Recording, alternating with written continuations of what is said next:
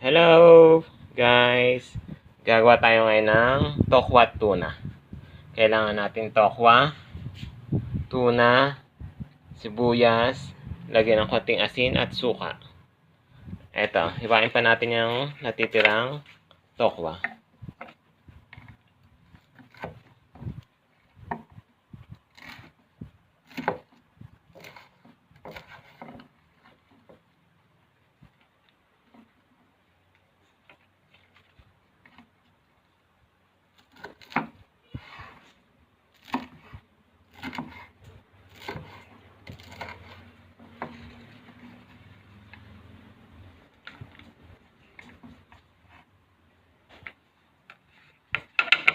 Ngayon, pagsasama-samahin lang natin to sila.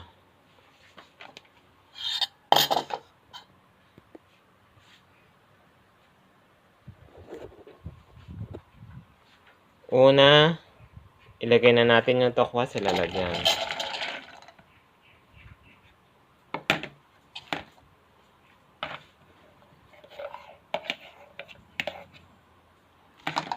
Idagdag na natin ang sibuyas.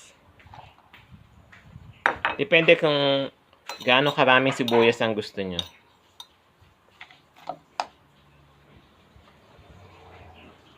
Dagdag na natin ngayon ang tuna. Ang ginamit ko yung pula para mas maraming laman.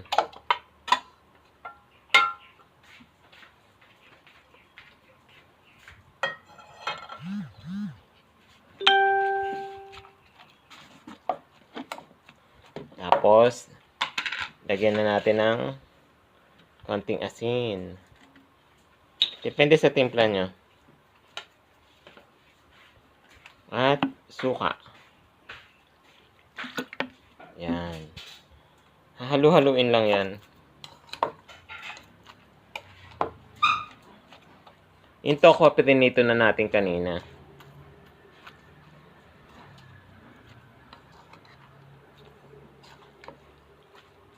Masarap itong pang ulam, pwede ring pulutan.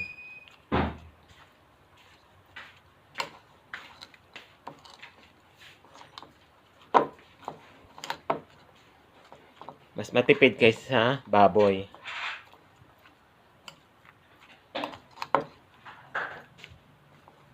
Halo lang natin ang halo.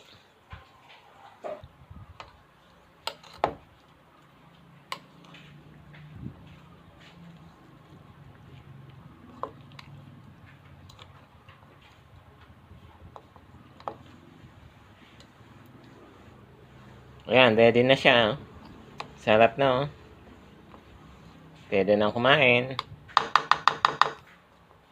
Kung nagustuhan niya, please subscribe, like, and share.